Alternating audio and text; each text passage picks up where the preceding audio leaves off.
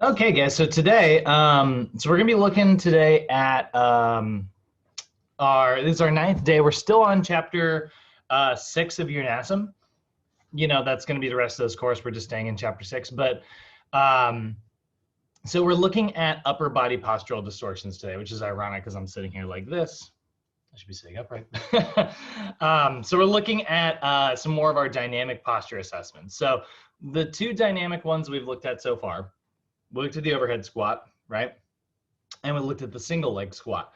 And single leg squat wasn't anything too surprising, right? Like that was basically the movement compensation that you look for. Do the knees cave in? And it was exactly the same. It was the same as like knees caving in during the overhead squat. But overhead squat, we saw that there are obviously a lot of different dysfunctions, right? The two biggest ones that we looked at in our example copies were the feet turning out and the knees buckling inwards, right? So obviously we addressed that through, working a little bit on like that foundational ankle mobility. We worked a little bit on like that hip mobility, and that allows that to all pull outwards. So today we're going to kind of transfer out of the overhead squat temporarily. And we're going to go to the upper body. We're going to look at some more dynamic posture assessments. So dynamic, remember, all that means is that it's like under movement, right? So you've got your static postural assessments where you just kind of look at someone. Your dynamic posture assessments are these where we are, moving joints through full ranges of motion to see how restricted those joints are in that motion, right? And the two that we're going to look at today are the pushing and the pulling assessments. Now, because pushing and pulling are basically two sides of the same coin, we don't have separate working lists for our overactive, underactive muscles. So the lists are actually identical for both. Like if you did a pushing assessment and you saw someone's low back arch, and you did a pulling assessment and you saw someone's low back arch, they mean exactly the same thing because they're both just two sides of the same like motion, right? Either horizontal adduction and horizontal abduction with like a little bit of like shoulder flexion and extension. So there's actually not going to be like two separate working lists today. These are actually going to be identical. So this is a pretty easy one to kind of like wrap your head around in terms of your overactive, underactive muscles list.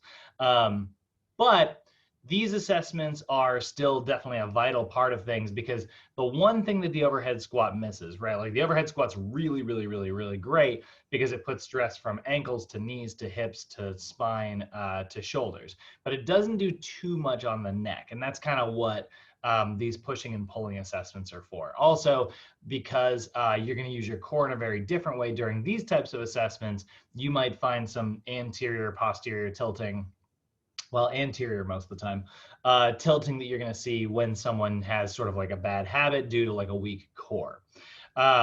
So these are definitely assessments that are important. We put a lot of emphasis on the overhead squat, and I really think that that's the right move because the overhead squat is by and far the most important assessment. But I definitely would always follow it up with these pushing and pulling assessments if you have the time. I actually really like flowing my sessions from the overhead squat into the pushing and the pulling. And then I will make my new clients do a couple sets of those. Just because that way, like they'll leave a little bit sore and like, they'll be like, man, that was actually a little bit tough. And it's like, that wasn't even the workout. That was just the assessment. And they're like, oh my gosh, and it's kind of a good anticipator for your clients, gets them a little amped up because it's like a positive type of soreness rather than the type of soreness that you put them through on their first session where they're like, I can't get out of bed. New routine soreness. That's going to be me in like 18 hours. 18 hours. I got a question. Yeah, what's up? Now that when you sore like that, is that some kind of acid or something like that? Like a melatonin, like some type of acid? Definitely not melatonin. Melatonin is a hormone that your brain makes to help you know what time to take. But yes, it is. It is actually these. It's when you create a bunch of lactic acid. Lactic acid is the byproduct of metabolism, right? So like your body takes in glucose, uses that glucose to spit out energy. Your cells use that energy to do work. But there's a byproduct left over afterwards of using glucose, and that byproduct is lactic acid. And so that lactic acid sits on your muscles, and because of how acidic it is, like it's not acidic enough to like, if you were to like pour pure lactic acid onto your skin or something, it wouldn't do anything, like it's not that type of acid. I mean, like hydrochloric acid, your stomach acid, that'll totally dissolve your skin. It'll digest you. But like lactic acid's not quite as acidic. In fact, you'll find lactic acid in my kitchen right now, because one of my roommates brought home some sour cream and onion potato chips. And lactic acid is one of the ingredients that gives it that tangy, kind of bitey taste that you taste in like sour cream and onion chips. Lactic acid is a really common ingredient in a lot of foods. So anyway, it's a byproduct of your metabolism and it sits on your muscles are exposed. They're just like cells. That's all they are. And those myofilaments, right, the little actin and myosin proteins, they're really tiny. And so because lactic acid is not acidic enough to maybe like dissolve your skin or anything like that, but it is acidic enough to kind of damage your little myofilaments. So your actin and myosin proteins get all kind of beat up. And then, they've also likewise been like grabbing each other and like letting go. And that creates like a little bit of like damage. It's like friction, like imagine if you were like handling rope all day, your hands would just be a little raw at the end of the day. That a combination of those two things, like the lactic acid and then just the constant like stretching and relaxing of your proteins causes a little bit of cellular damage. So what your body does is your body's like, holy crap, like we got some serious damage in, we'll call it the biceps, right? They're like, the biceps got all beat up. So what they'll do is they'll create, your immune system will come by and it uses these special cells called cytokines, actually. And it kind of like, spits a whole bunch of that stuff over the area. And then like lots of fluid and, blood flow and things like that. So then what ends up happening is you experience like a little bit of inflammation. And now, because there's less space between your joints feel a little bit stiffer as you're trying to move through like a full range of motion, but at the same time, like your muscles are repairing because of that inflammatory response. So they're also not quite as good at stretching and relaxing. They're a little slow to respond. And that's where you're like, that second day soreness that you're like, oh no, like for me, it's always on chest day. Like it's always when I try to like open I'm like, oh my God, like my legs are sore for sure and stuff. And like my roommate was just complaining about like sore biceps. Like I get all that too, but man, like my chest, like that's the area where I'm always just like, no, and it's a combination of like that acidic damage and the inflammatory response in return. To be fair, actually, though, Noel, here's a fun little fact for you. We don't 100% understand that phenomenon. So that is called, by the way, this whole process that I'm describing, by the way, is called DOMS. It stands for delayed onset muscle soreness. We don't fully understand it 100%. We don't know sort of like what triggers the muscular growth, like why our body is programmed to actually grow after we exercise. We don't really understand that. Like, which is kind of weird to say, I know, because like obviously we know all these things that we can do that cause our body to grow. Like, if I do push-ups, my body's going to get stronger, We don't actually know why our body is programmed that way, though.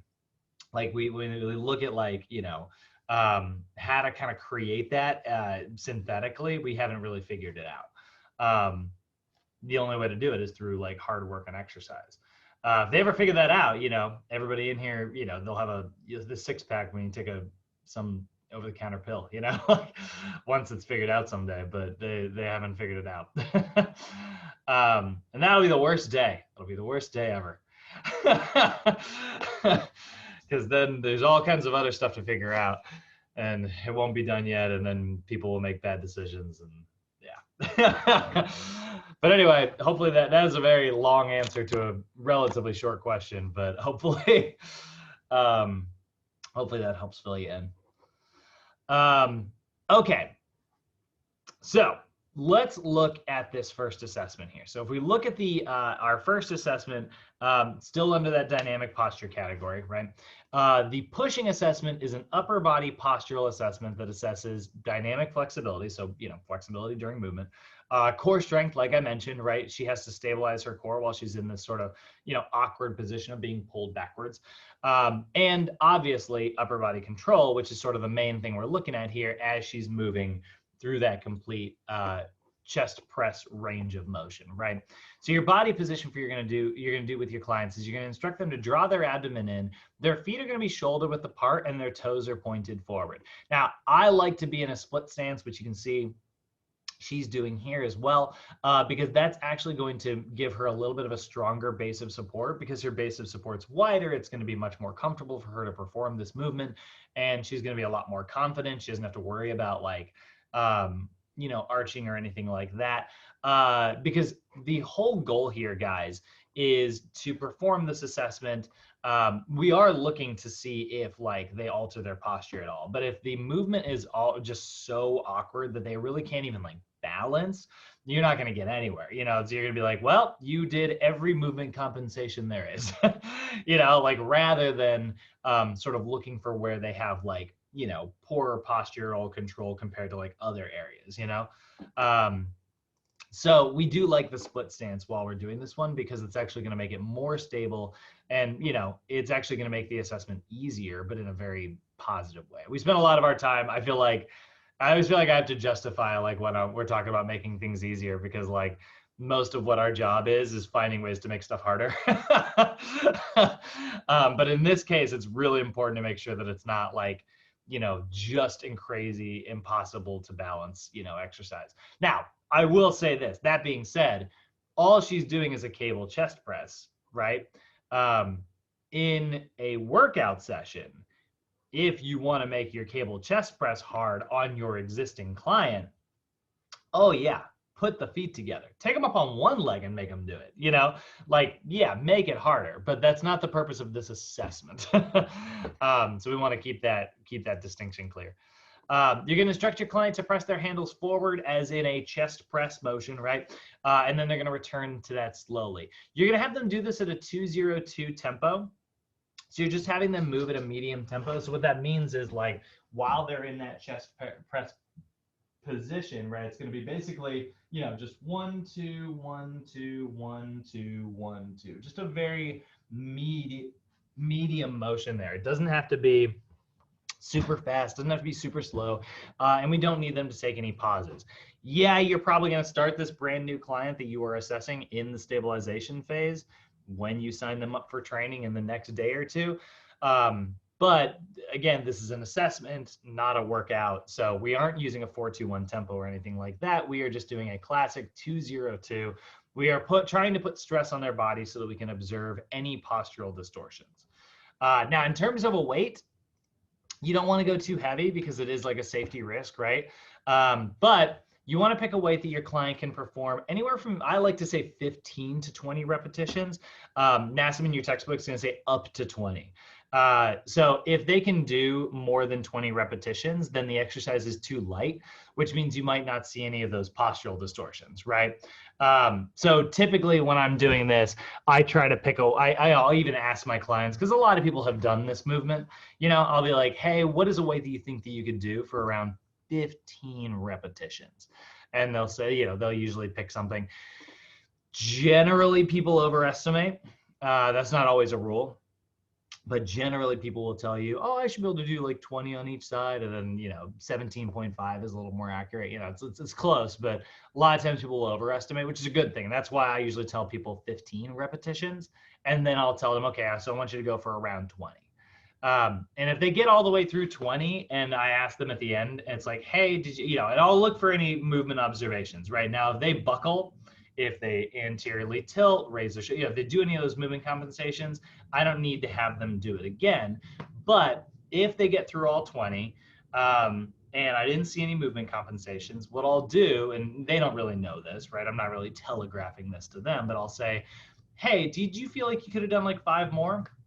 And if they're like, oh yeah, I definitely could have done 5 more. It's like, okay, so the next step in our pushing assessment here is that I'm gonna have you do a second round. And then I'll just like raise the weight up a little bit, give them a little bit of rest in between, and then make them do it again.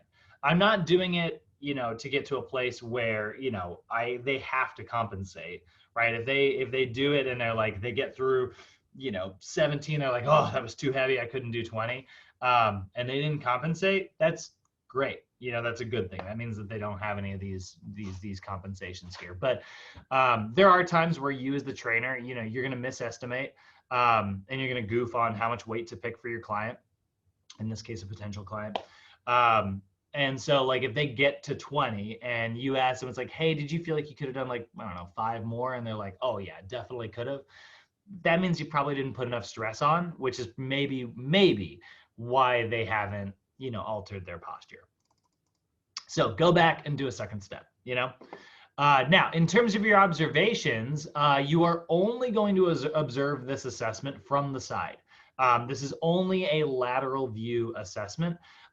You don't have to look at anything from the front. You have to look at anything from the back. But what you're going to look for, right, is, this is sort of an ideal posture right here. Her shoulders are not elevating up towards her ears. She's not excessively arching her low back, and she's not reaching with her head forward. Those are sort of the 3 things that we look for, right? So we're going to look to see, do they get an excessive low back arch? You'll see that sometimes. People will be pressing and they'll try to like push like this, and they'll kind of thrust their hip forward. And it's because their core is having a hard time stabilizing. So that's showing you that they have a slightly weak core, right?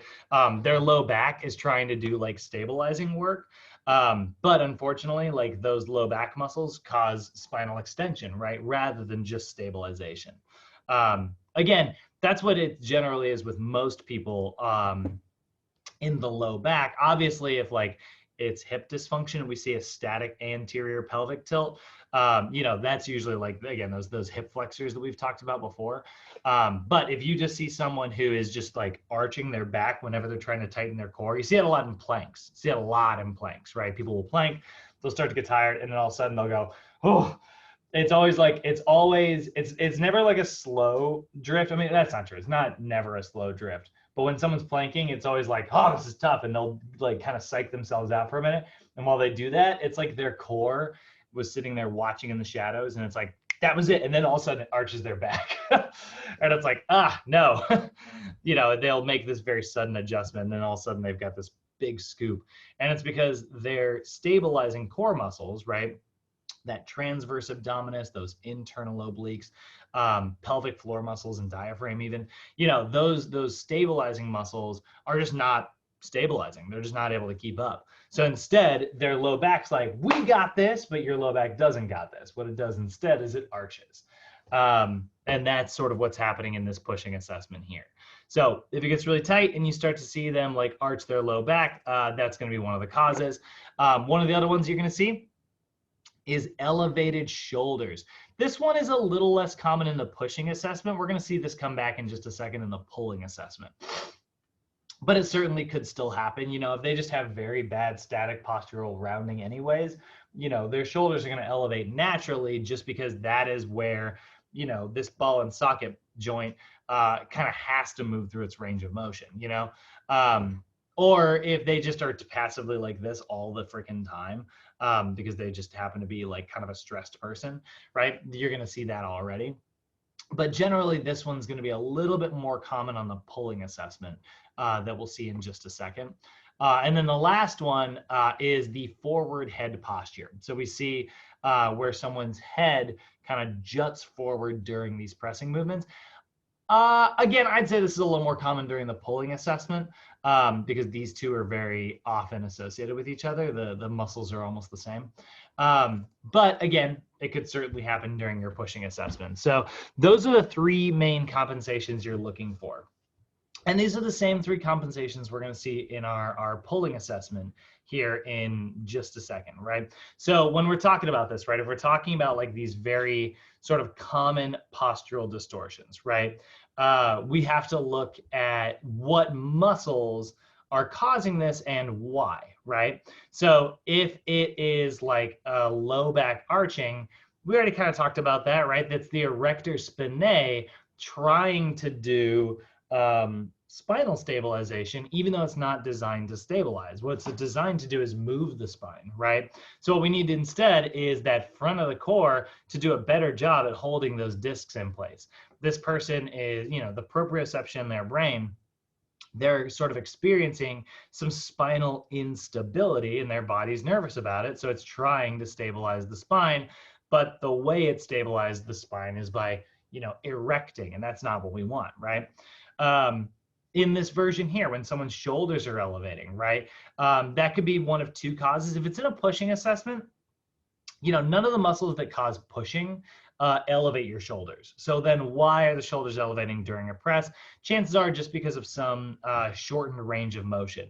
If you do have like a really overactive pec minor, for instance, remember how that pulls on the scapula in the front, right? It causes an angle to the scapula this way.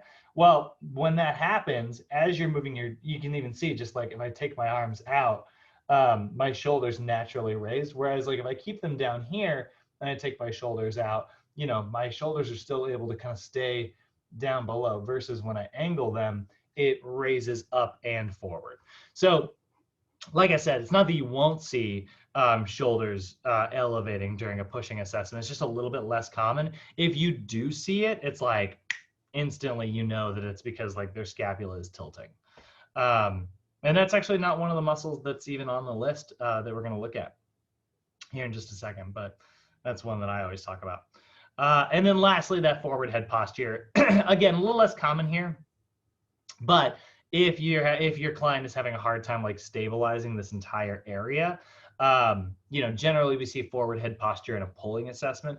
But if it happens, you will definitely see, they're just trying to stabilize, keep everything in place, but instead these muscles that move are contracting.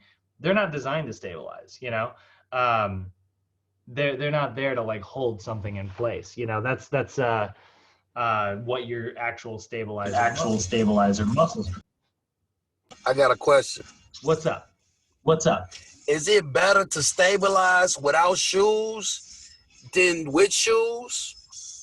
What do you mean? Do you mean better to work Like out? stabilize, posture, without shoes. You know what I'm saying? Because you get a better posture, a better workout without shoes. Yeah. Okay. With shoes, You mean like because you get balance. Yeah. So I like shoeless workouts. I do. I think it's kind of fun. I don't do it that often, personally, just because like mostly social anxiety, I'd say. I just don't want to be the guy who takes his shoes off and it's like people are looking at me like, you're not some like giant power. Like, what are you doing taking your shoes? I mostly just don't want the judgment from other folks. But do I like shoeless workouts? I do really believe in foot strength. I'm a huge proponent of developing foot strength. And you can get a lot of that when you work out shoeless. But do you need to be, here's the other question, do you need to be shoeless to get that foot stabilization? And that answer is no. You don't actually have to be shoeless to be able to get like what the reason people are like doing the whole barefoot thing. And you see barefoot running, and you see those Vibram shoes all the time, those little shoes with like the individual toes. They look like somebody like was running barefoot and then they ran through like a bucket of paint. So like those Vibram shoes, the barefoot lifting, all that is in the same realm of like, hey, like at the end of the day, we're all still like, a cave person living in a modern world, like we're an animal that was designed to be shoeless. So obviously it makes sense to train shoeless. And I have nothing against that if you want to do it. But on the flip side, to be fair, we also, at this point, there's a lot of like barefoot shoe technology out there. And when I say technology, I don't mean like, a computer chip or anything. I just mean like, there's a lot of like minimalist shoes that you can purchase. And I am a huge fan, Noel, of minimalist shoes. Actually, I don't know if I pointed it out when we did it, but we're going to watch another NASM quick fix today. But here, I'm going to pull one up now, NASM quick fix. I'm just going to click this first one, arms fall forward. Yep. skip forward. I don't know if you notice the shoes she has got on are actually kind of hard to see, but those are called Innovates. And if you look at the shoes that Rick's got on, those are also a pair of Innovates. And if you look at my closet or on my floor, because I didn't clean my room properly, you will also see Innovates. So this is, I always buy, actually, these are totally dead at this point. I need to order a new pair really badly. But this is like a minimalist shoe, right? You see how like crazy flexible it is? That's not just because it's worn out. But then the other thing, do you see how very little padding there is on the bottom of the shoe?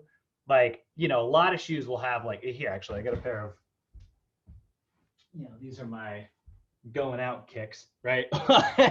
See how much thicker the sole is on one compared to the other, right? So because like of all that like padding, and then there's even more on the inside. Like there's actually a ton of padding on the inside of these. Because of all that padding, your foot loses proprioception with the ground, right? It doesn't feel like that grip on the ground anymore, and so you're not getting all those, like you said, stabilizing benefits. So do you need to be barefoot? I don't think so. You could wear Converse, actually. That's very popular amongst a lot of power lifters, because Converse, you know, just classic pair of like Chuck Taylors, they're just a very flat, very, very, very thin sole. So that's very close to being barefoot if you were doing like a barbell squat. So I've lifted in those a few times, and I like that. I'm not a huge fan of the fact that my problem with Chuck Taylors is I don't know if it's just the size of my foot or whatever, but I've never been able to get a pair where I don't slide a little bit on the inside, and I hate that feeling when I'm working out. So I actually don't work out in Chuck Taylors anymore, but I know a lot of power lifters who do, and it's because they are going for that stabilizing. When it comes to squatting, and I'll probably talk about this in a couple days, actually, even though it's not really an official part of like our lecture. It's just there's not a lot of there's actually very little traditional PowerPoint content in the last half of this class. So we get a lot of chance to like talk about stuff like this. When we do the strength assessments on our final day, we're going to look at the 1 rep max bench press assessment and the 1 rep max squat assessment. I'll talk a little bit about barbell squatting and how what you really want is like 3 points of contact on your foot. You want to have plenty of weight in your heel, plenty of weight on the outside ball of your foot, and plenty of weight on the inside ball of your foot. And so you get this kind of triangle.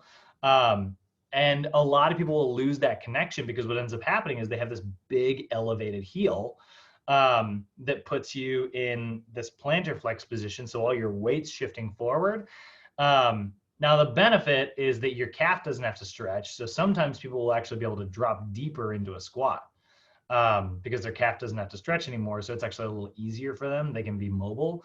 But the problem is it's dumping all the weight into the front of your foot, which is making it hard to, where your question started, stabilize. So another very, very long answer to your short question, but I'm actually really passionate about this one. Like, this is one that I've talked about for years. I'm also not a fan of running in Chuck Taylors, by the way, but if you guys look into like minimalist shoes, I am a big fan. I love minimalism when it comes to shoes. Innovate's a really good company that makes them. They started as like a barefoot trail running company. I mean, again, I say barefoot, obviously they're a shoe company. But the idea is that it's a barefoot technique. So they started as that, and then a bunch of CrossFit people were like, these shoes are great. And then suddenly they became a CrossFit shoe. And I was like, no. And now everybody who does CrossFit wears Innovates. And so when everybody sees me in Innovates, I was like, oh, you're a CrossFitter. And I'm like, God damn it. No. But I mean, luckily now it seems like Reebok's got the CrossFit thing. That's been definitely changing. But yeah, I really like I like as little help from my shoes as possible so that I can stabilize. And that for me is being barefoot. So the answer to your question is not yes or no. It is instead this little book that I just wrote. All right. So let's look at our next assessment. We're going to look at the pushing, right? We're going to look at the pushing, I'm sorry, the pulling assessment. Pulling assessment, you'll notice she's doing a slight staggered stance here.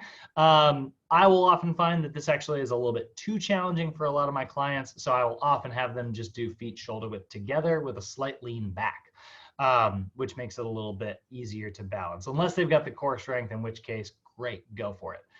Also, the one problem I have with this demo picture, she's pulling her elbows are pretty far back.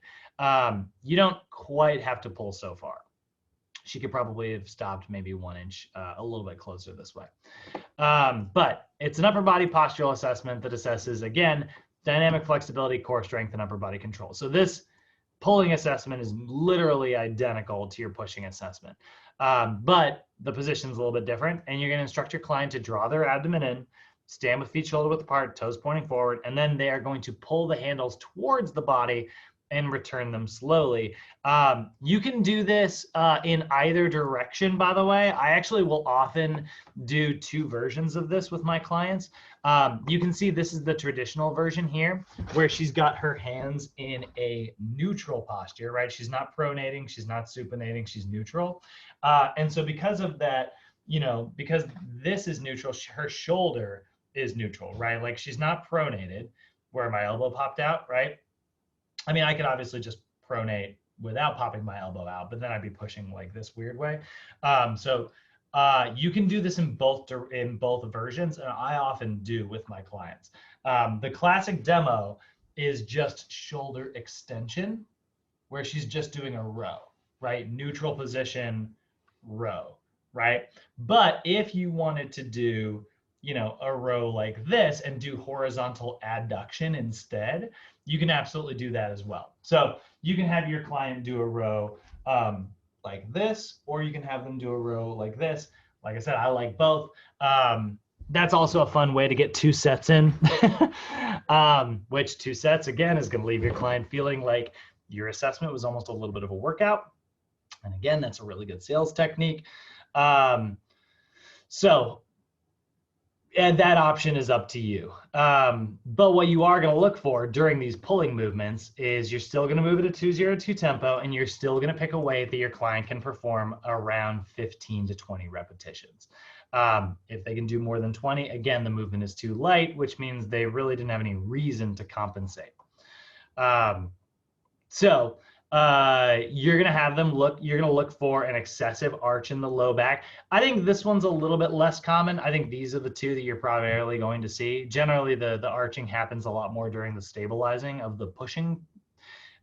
Pulling tends to be a little bit more balanced. Actually, you know what?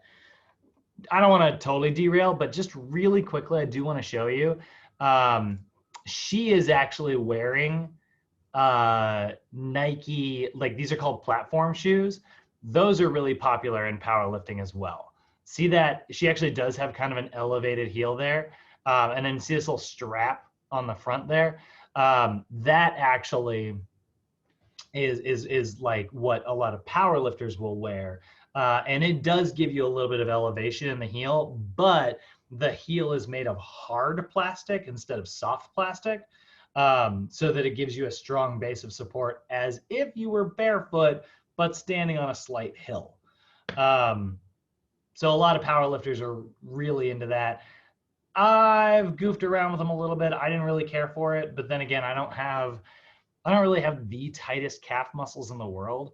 But if you do have like really tight calves, there's an argument to be made that this would make it better for you to like get into powerlifting. However, there's also an argument to be made that it's, taking away it's allowing you to compensate by having that, elevation for free.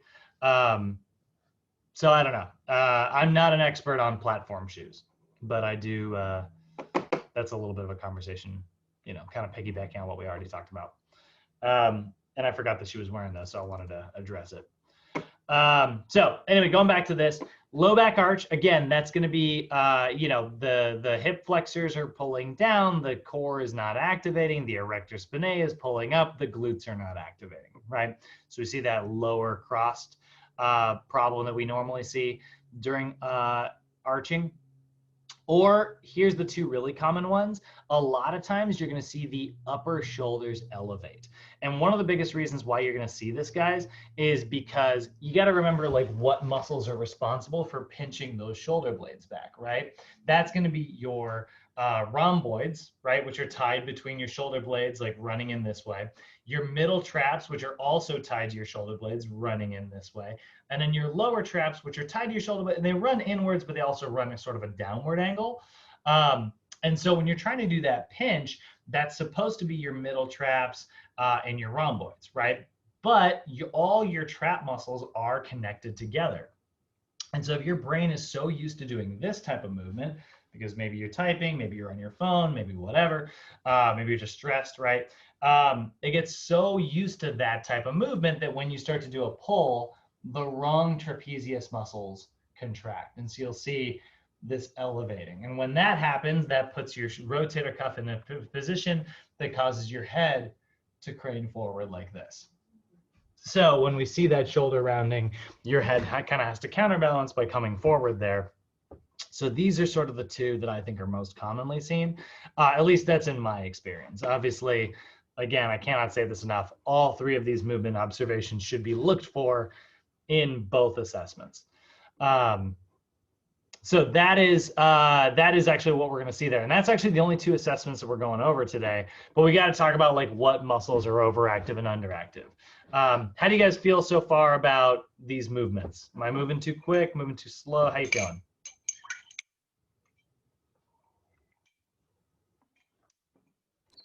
All right. Good. Cool. All right, let's take a look at some of these overactive muscles, right? So when we see the low back arch, again, this one is going to be, this is going to have one little curveball in it that we haven't addressed in the overhead squat either. But your probable overactive muscles, and by the way, these are up on NASM's website. If you go, again, nasm.org,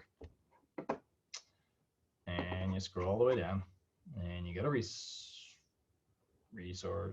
downloads. Go to downloads. And then if you look at this postural solutions table, oh wait, actually, I forgot. It's actually not. I'm sorry. I'm a filthy liar. You just have to Google it.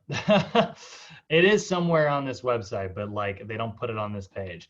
NASM CES solutions table. We want the corrective one. This corrective table is just a little bit expanded. They were nice enough to put the forward head posture and the shoulders elevating. But when you see a low back arch, right, the overactive muscles here are the ones that I have been mentioning, your hip flexor complex and the erector spinae. But there is one other muscle on this list that sometimes throws people for a loop, and that is the latissimus dorsi. So your lats can sometimes be so tight that they cause this spinal extension, which is kind of surprising because we think of our lats as an upper back muscle, right? You think of your lats, generally you think of like those wings underneath, right? And like, yeah, this actually, oh my God, this is exactly the picture I'm looking for. We generally think of this stuff, right?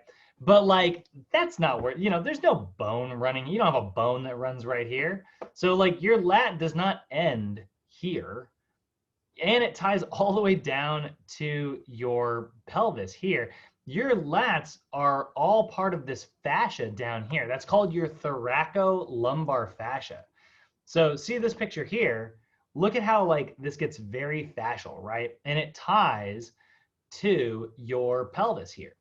So when you think of like this muscle being stretched out, right?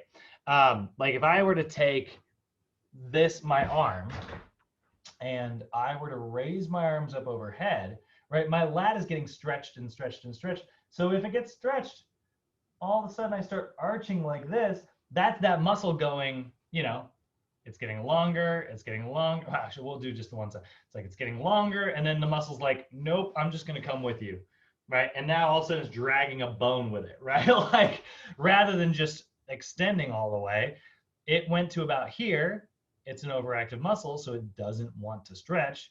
And then it was like, nope, I'm just gonna come with, right? And then that moved the bone, and that causes that tilting motion.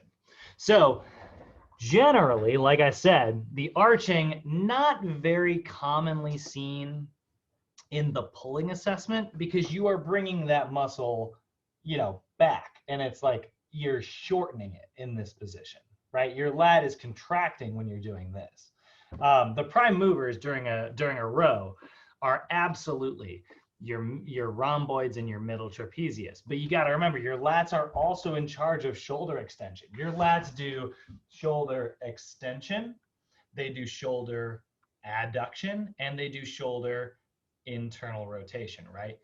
You know what? It finally heated up in my room. I'm actually, I'm gonna lose the sweatshirt. 1 second. I'm like, whoo. One of the roommates kicked it on. All right. So when we're looking at that, right, those are our three motions, right? Extension, adduction, internal rotation. So during a pushing assessment, that's why it's so much more common to see the arching, because you're going away, you're stretching your lats out. And so because it's going under a stretch, that will sometimes cause that pelvis to get lifted in the back there. This is also one of the reasons why, for those of you who have been to the park with me where I've taught you how to do like a lat stretch, you'll sometimes hear me say to arch your low back or round your back ever so slightly. That rounding motion will actually cause this to get stretched just a little bit more. So if I were doing like a lat stretch, let's just say I'm doing like a lat stretch with like a straight arm, and I'm doing just like a standing version like this. This is actually a pretty decent lat stretch already, but if I round like this, I can actually get a little bit more out of that. You guys can try that right now, actually, if you're at home. Or like a ball lat stretch, right? Let's say I had my hand up on a, no, you can't see that, up on a stability ball, right? I would stretch, and then just a little rounding, like a little butt tuck, can cause that to just get a little bit deeper. Don't necessarily need it. If you're already getting a great stretch, you don't have to instruct your client to do that little extra rounding, but that is why, because it's attached to our whole spine here. So when we take it into spinal flexion, your lat gets a deeper stretch as long as your arm is extended. It doesn't really do anything unless your arms are all the way up, right? So that is going to be one of our possible overactive muscles here. It is going to possibly be the latissimus dorsi that is causing the arch in the low back. Same thing is true in the overhead squat, right? That's actually one of the things that we'll also look at. When you're doing the overhead squat, this is one of them that's kind of surprising.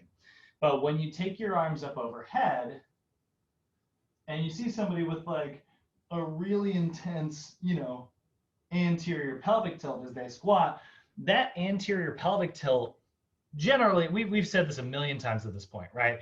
Generally, it's tight hip flexors, weak glutes, tight low back, weak abs, generally, right?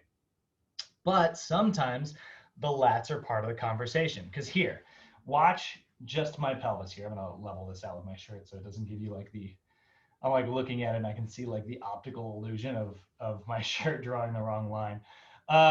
So here's a very level pelvis, right? Now, let's say I stretch out to here, and then my arms are getting tight. My lats don't want to stretch any further, but you're the trainer and you told me to get my arms all the way up, right? So instead I go like this. Yep, I got them to 90 degrees. They're all the way up, right? Are they actually, or did I move my spine to, make up for my lack of ability to raise my arm up overhead? And that's why the lats are sometimes on this list. So I'm sort of pivoting away from, I'm kind of on a tangent here. We've moved into overhead squat territory instead of being on task with the pushing and pulling, but it's a very important conversation. Let's say you have a client, they're doing the overhead squat, and you do see a low back arch.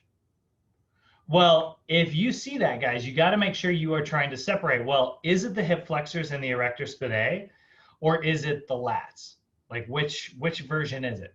And one of the ways you can tell is if you take the stretch away from one of those muscle groups. If you take the stretch away and they still compensate, then you know that like it's not that muscle that you deactivate. It's the other two, right? So we can't really take the hips out of a squat, right? Like that's non-negotiable. But we can, instead of doing an overhead squat, we can take the arms down. So if you have your client squat like this and they still just massive anterior pelvic tilt, well, unstretching the arms had no effect. So it's not the arms, right? It's the hips. But if all of a sudden, they're doing this kind of arching thing, and then they take their arms down, and now all of a sudden they have like a flat, like a great looking low back, they're like, oh my gosh, okay, your hip flexors aren't actually that tight. It's your lats, right? So that is one thing to kind of look for. And that's definitely, if you do see that in the overhead squat, that's definitely something you can look for in your pushing and pulling assessments as well. So those are our probable overactive muscles here if you see an arching situation. And I know the lats, I just wanted to talk about that because sometimes this one is sort of surprising, but it's because these big muscles run down and they attach to all of this big, this white fascia down here, right? And that fascia pulls your tailbone upwards, right? So there's our low back arching muscles, right? There's our three. And then we've got our underactive muscles, which are all going to just be, on the opposite side of the joint here. So hip flexor complex, right? We go straight to the back. That's your gluteus maximus and hamstrings, right? If your client is having a hard time stabilizing their core and their pelvis is just ripping them down this way, right? This muscle is being deactivated. This muscle is shortening, which is causing length in the opposite antagonist, right? So I've got weakened glute muscles and a little bit weakened hamstrings as well, right? My hamstrings assist in that hip extension. If we see the opposite of the erector spinae, right, which is that muscle in the low back that causes, spinal extension, right? Well, then that's turning off my abdominals. But don't make the mistake of thinking that it's like the six pack that's weak. It's not the outer abdominal muscles, guys. It's the stabilizer muscles. It's not that you have a weak six pack. Yeah, because I've had plenty of clients who have like a rockin' six pack and they'll still be like anterior tilters. And I'll go, yeah, you've got like some weak core muscles. And they'll be like, excuse me? Have you seen this bookshelf? And I'm like, I know. It's not the outer abdominals, it's the inner abdominal. It's the ones that are holding your spine in place. And again, remember, underactive doesn't necessarily always just mean weak. It means poor neuromuscular control. It means your brain doesn't know how to use the right ones. So it's like, yeah, your rockin' six pack is probably, making this problem a little worse because your brain is trying to like move your spine because it forgot how to hold your spine in place. That's the problem that I have. Like with a posterior pelvic tilt, that is like the cruncher muscles pulling your pelvis upwards. And that's what causes that butt wink at the bottom, or like the flat butt posture that you'll sometimes see people have. Right. And that's the abs. And that's, I'm guarantee you guys, it's from me teaching 100,000 group exercise classes where I was just like, and crunch and crunch and, just like, and then like an hour later, I do the same class. And like, and it's just like crunches all day. That's totally the problem, like that's what kind of led to that. And then hanging leg, I love hanging leg raises. That's like my favorite core exercise. So that doesn't help either. So what that is like, that's your brain not knowing how to stabilize your spine. So our weakened muscles here are our intrinsic core stabilizers. That's your transverse abdominis in the front, your internal obliques on both sides, your pelvic floor muscles and your diaphragm, and your multifidus, which is a low back muscle. again, that sometimes surprises people because it's like, wait, you just said the low back was too strong. That's why they're arching.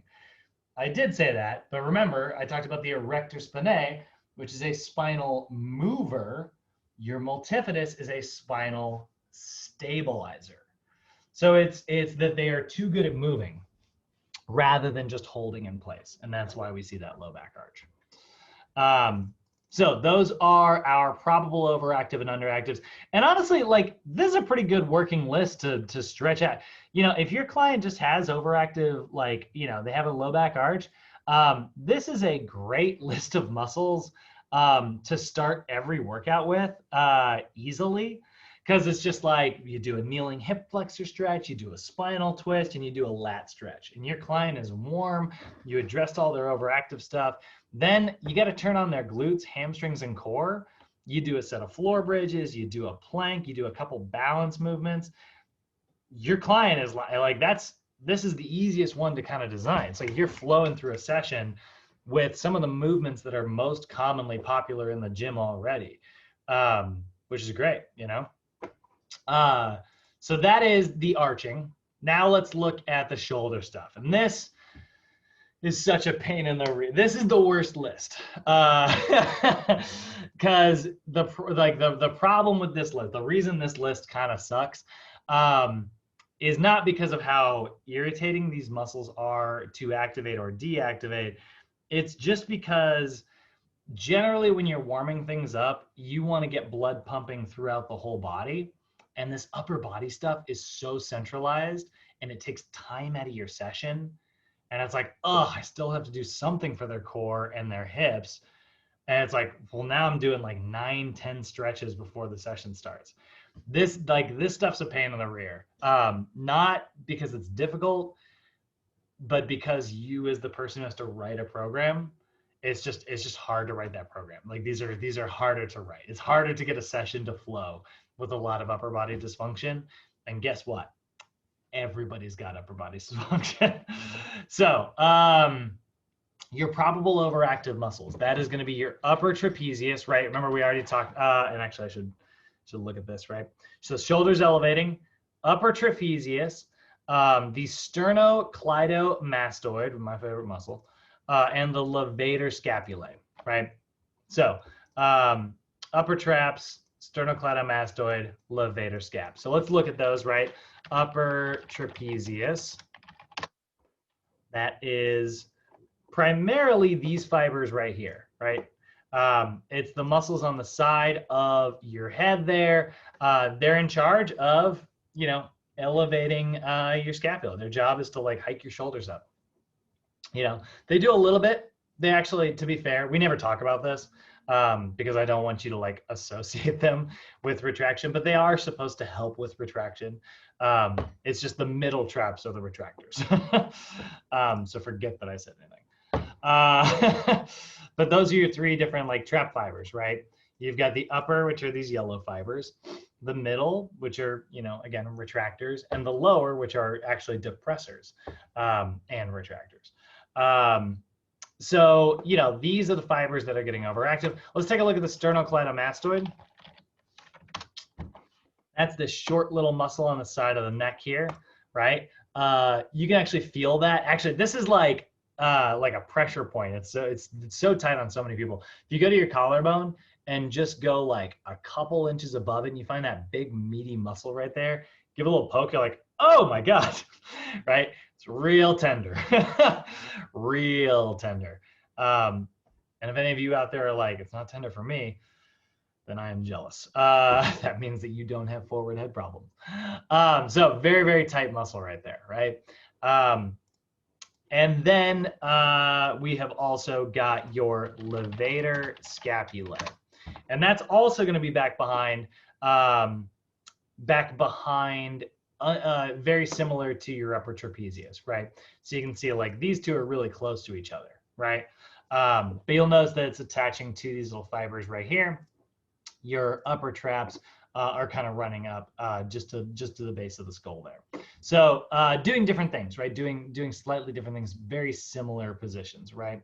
So you can see there's the levator actually right there. it's kind of hidden underneath your upper traps. Although it does become exposed, if you do reach your hands back, you can sometimes kind of feel it out. If you kind of move left and like side to side, you'll feel like where you'll have this moment where it kind of like very quickly like rolls over. That little dent right there is where those two are meeting. So anyway, these are the three most commonly overactive muscles here. So with a forward head, or I'm sorry, with shoulders elevating, right, we are trying to get better at depressing those shoulders down, right? So what that's going to be is going to be stretching this side of the neck muscle here. So when you're doing this, guys, your upper traps, that's literally the other job that your upper traps do in addition to this. It also moves your head side to side like this. So that's called lateral flexion, right? So what you do is you stretch it with contralateral flexion. You just go in the opposite direction of whatever one you're trying to stretch. I want to stretch my right, I move my head to the left. I want to stretch my left, I move my head to the right, right? So what I'm going to do is I'm just going to go ahead and drop my head over to the side here. I'm going to take my opposite arm and I'm going to cup it up over. And it looks like obviously, like it looks like I'm grabbing this so that I can like rip my head to the side. That's not the goal here. I'm really just, taking this up and I'm using the weight of my arm to just very gently rest on top of my head. And then, big thing, do not do this. Your people, oh man, let me tell you, you guys haven't experienced it. Like when you're teaching a group of people and you're get a sea of like 30 people, you'll just see so many people in class and they're all just doing this and you're like, no. Everybody back upright, and then the whole class goes back upright. That's just group exercise if you ever get into it. So you take it to the side. Now, obviously, like if this muscle doesn't want to stretch, what it's going to do is it's going to elevate. And now I'm not stretching this muscle anymore, right? This is basically me being, in this position here. So what you want to encourage your client to do is drop their shoulder down while they're doing this. And the more they depress that shoulder, they'll feel it in the side of the neck there. Now, if you want to get your scalenes, which is actually not on this list here, but you can actually see it in this picture right here. See these little itty bitty tiny muscles off to the side? Those are your scalenes. They're also very common in shoulder elevation, and they're not really being mentioned here, but that's just because they are very, very, very tiny itty bitty muscles here. If you want to get those as well, you want to keep your arm a little bit straight and just take it ever so slightly out to the side as you drop that down. Here's how I always describe, and also externally rotate the palm. Here's how I like to describe an upper trap stretch to my clients. I tell them your keys are on a little tiny table right over here, and you're trying to get them, but you're not allowed to move. So you're gonna go here, and you're just gonna reach for those freaking keys. They're just out of reach. By doing that little bit of like shoulder depression, you get a really great upper trapezius and scalene stretch. Okay, I'm actually, just really quickly, I'm gonna do my other side because I've been demoing on my left this whole time. So we go here. It'll be just, I'm just an in-depth teacher. That's all it is. I'm just making sure everybody's following along. Not because I'm selfishly stretching. So we go here.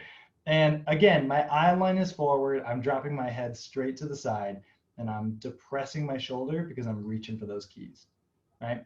So that is a great stretch for the side of the neck there. If you find that you're somebody even working at the computer, doing your homework or whatever, and you're just finding that you're like, oh man, my neck's getting a little tight, this stretch will do wonders for you. Now, next one, so that's the upper traps, right? Next one, let's take a look at that levator scapulae, right? So this one's in the back of the neck, right? This is the one that's running on the posterior side. It does exactly what, it elevates your scapula, right? Elevator scapulae. So the levator scapulae does this, but look at where it's attaching. This is another one that causes that forward tilt, right? This is another one that causes that like tilt that we dislike so much. We want our shoulders to be able to elevate, but like the problem is we get really good at rounding them this way, because your levator is working together with your pec minor to grab the top, which causes it to downwardly tilt like that. So we want to make sure that we stretch this by, and also one other thing that it does is it does ipsilateral rotation. So it also causes this, which is why we're going to stretch it by contralaterally rotating. So we turn to the opposite side, right? I'm stretching my right, I turn my head to the left, and then I'm just going to tuck my chin, and I'm going to look basically right into my armpit. Whenever I'm coaching people, I'm like, sniff your armpit. It works great. It's a great coaching tip that'll get people there really quick. So again, though, we'd use the weight of our arm. I'm not pulling on my head. I'm just going to use the weight of my arm to very gently relax on top of my head and sniff the pit. So I turn, I look down, and my arm comes up, and I give this a very gentle pull. Now, see how I naturally, do you guys notice how like, I don't have that bad of like shoulder tilting, but did you see how much worse it is when I turn to the side there? My arm's dropping forward like this. So if I want to get a better, and I'm stretching this levator scapula, so if I want to get a better stretch out of it, what do I need to do? Untilt it, and again, it's in charge of elevating, so I drop it down. So I'm going to roll my shoulders down and back as I'm doing this levator scapulae stretch, right? So turn, roll down and back. And that is going to, this muscle is literally tight right now. That is going to get right in there, right? So again, turn, and then this naturally wants to happen, down and back. Down and back is going to make a big difference. And let me tell you, it'll get you compliments. The down and back thing, when people are doing this, they're like, I've done this stretch before. And it's like, have you done it while doing it properly? And then they go, holy crap, you're the best trainer. You know more than other trainers because the other guy didn't tell me to do that, right? So that's a great note to kind of keep in your head. You'll get a long ways doing it just classic sniff the pit. But with that down and back, it does make a huge difference. How you feeling there, Robert? It's kind of interesting, right? It almost feels like, I swear, whenever I do my levator, I'm like, is my brain getting more oxygen than it was? Like, do I feel better? Like sometimes like I'll be really, I'll just be stressed working on stuff. And, and this has only happened a few times, very few times. I'll notice that I snap at someone. Like I'll say something where like somebody will say something like, meh, and I'll just be kind of like rude back. And I'm like, I'm stressed out apparently. And I'll do these stretches and it'll feel just so much better. I got a question. Yeah, what's up? You know, when you leaning your head forward too much, you know how all the blood flows to the front of your head? It makes you more dizzier than if you would have had your head straight and looking forward. It sure you know could. what I'm saying? Yeah, sure could. What's funny, that's going to come, that's that forward head stuff, right? That's that forward head posture. Ironically, Noel, it's not so much a blood flow thing. I know it kind of feels like, I know what you're talking about, where it kind of feels like things kind of pooling. You'll get like the headache here. Ironically, it's not even necessarily like a blood pooling issue. It's actually an oxygen delivery issue. Because what you're doing when you actually, I'll just pull these up here.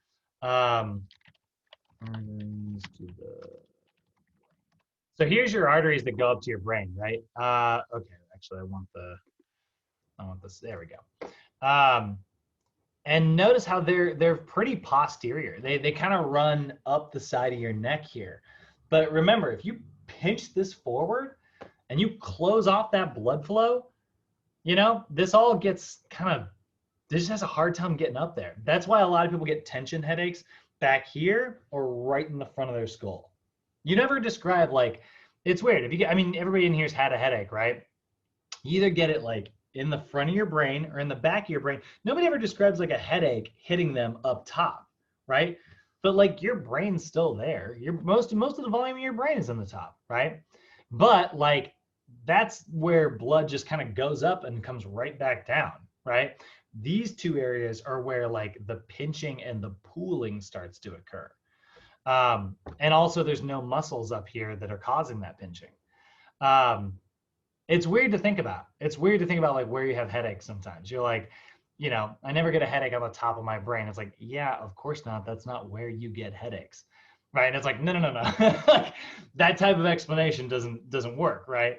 It's still part of your brain. It should still experience the same thing any other part of your brain experiences, right? It's like sometimes like that's like again when I tell people like when I'm explaining proprioception, it's like how do you know your arm bent? And it's like because you told it to. It's like okay, fine, but how do you know it happened? And then all of a sudden you're like, oh, and it's like, oh, that requires more thinking, right? Same thing with headaches. But yeah, that's a great observation. We got one more. We got one more neck muscle here. Your sternocleidomastoid, which is my favorite muscle because that name is ridiculous. Like it sounds like a dinosaur. That's why I like it so much. I just think it's a silly name, even though it's a very tight muscle on me that treats me very poorly. I should be enemies with this muscle, but that's your sternocleidomastoid. So more common, and you'll hear people call this the SCM because that's so much easier to say. But it's this big, thick neck muscle right here on the front. Now, this muscle, not only does it do a little bit of like spinal flexion, right? So it does cervical flexion, but mostly one of the other things that it does is translation. And that is this, right? Your head's kind of special. Your head is, you know, generally when we're talking about movements, we have, you know, flexion and extension. This translation movement is where it's just moving front to back. And your neck can do that. It can translate, well, not just front to back, move side to side. Right? I can't really do that very well. I'm not sassy enough. But like it can do the front to back, right? That's sort of what we see in translation there. So your sternocleidomastoid, right? It does, again, and one of the other small things that it does is it does ipsilateral rotation. So it, you know, this side pulls me to this side just a little bit. So one of the ways that we stretch it is we turn to the opposite direction. And then again, it's in charge of cervical flexion. So we stretch into cervical extension. So I'm going to turn my head to the side and I'm going to raise my head up and I'm going to close. Oh, and the other thing, I'm also going to close my jaw. It sounds kind of weird, but that actually helps. I know it's not actually attaching to your jaw here, but where it gets its name, sternocleidomastoid, there's a little jaw muscle right here called your masseter, and that's where it's getting that part of the name from, because it's sharing fascia with that little. I don't think you can really see it very well in that picture. Let me pull up a different one. Hook me up with some fascia. That last picture had some words on one of the muscles, so I was trying to read what the word was. Oh, I'm sorry. I thought you were looking for the fascia. Yeah.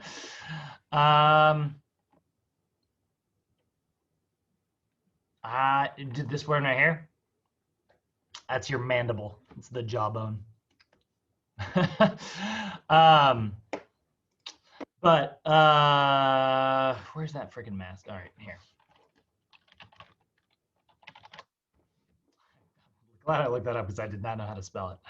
This is a muscle. This is not one of the muscles we work out. So we're out of my territory. But it's these little chewing muscles right here. Actually, you know what? The only reason I even know the masseter, because again, I just, if it's not a muscle that is related to human movement, as a kinesiology student, out the brain. Like in, straight out. But this is the only reason we know the masseter is when you see someone take steroids. You know, it's a very anabolic thing. It will cause growth in like, this is where you see like baseball players' heads inflate. It gives them that, like, it makes their head look like it's literally larger. That's literally why. It's not their whole head's growing. It's this one little muscle right here, which has no reason to grow unless you're taking some type of drug that causes like muscle growth. That's one of the ways that you can kind of spot someone. And that's where like rumors, I mean, to be fair, this is also where rumors get started, which is not really fair. But when you're watching an athlete and you're just like, you sure look different than you did 5 years ago. You know, there it is. So anyway, this shares a little bit of fascia with those jaw muscles. So when you're stretching your sternocleidomastoid, it helps to close your jaw. Long story, very long.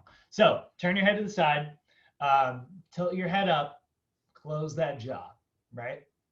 Now that's a pretty basic version of the stretch. All I'm doing is just moving my head. Me personally, again, this is look at where it's originating on your collarbone, right?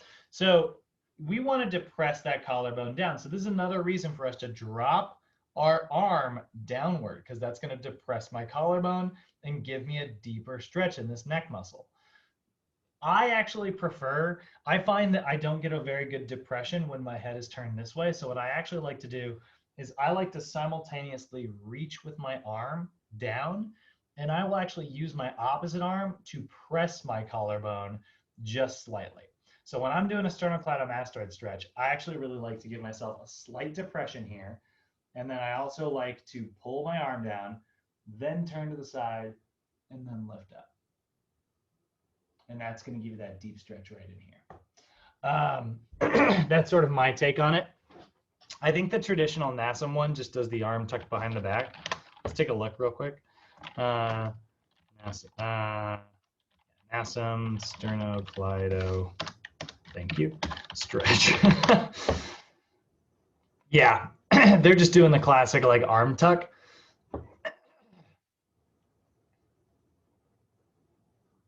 So that's really good too, by the way. I mean, I have nothing against this. I personally just like the depressed collarbone. It works, you know.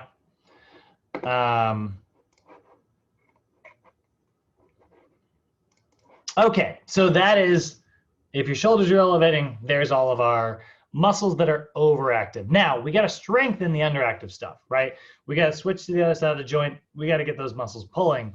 So the muscles we're going to focus on are the middle and lower trapezius. Now, this is not like in your middle trapezius versus your upper trapezius.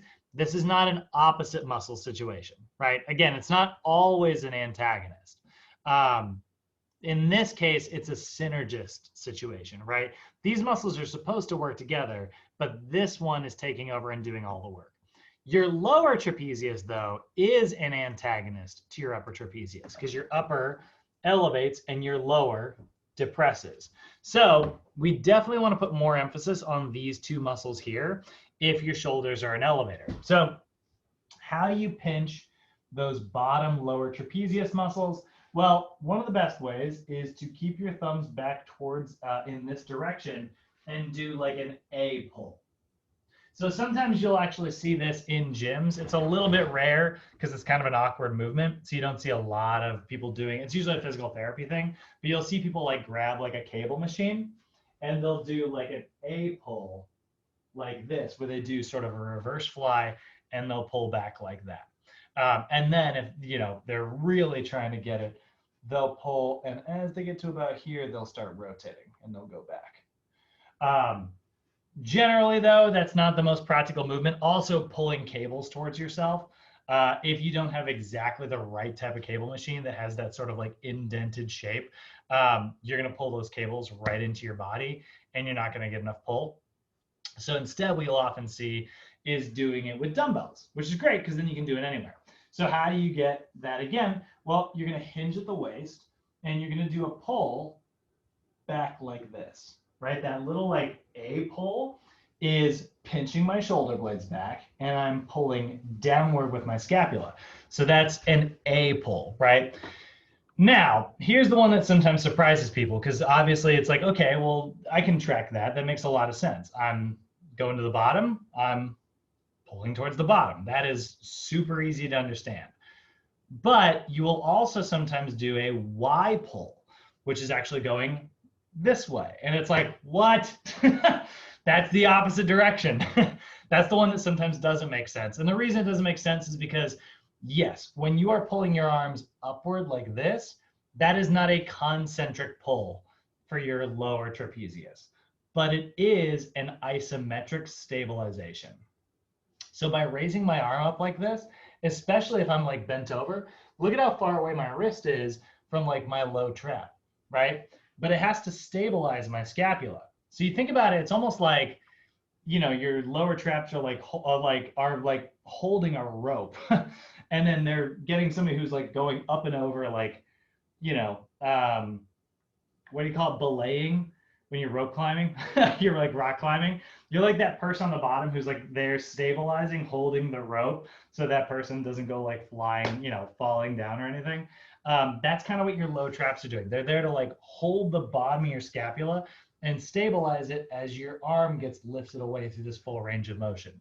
So one of the best movements you can do for strengthening your middle and your lower trapezius is combo number 1, which is more commonly referred to as YTA movements. So a Y pull, a T pull, and an A pull. So I would go and I would hinge at the waist like this. I'd have like maybe 2.5 to 5 to 8 pound dumbbells, you know, really light dumbbells because this lever is super long. These muscles are not very large. So I would go and hold those in my hand, and I would hinge at the waist, and I would pull that into a Y. I would go into a T, and I would go into an A with my thumbs up.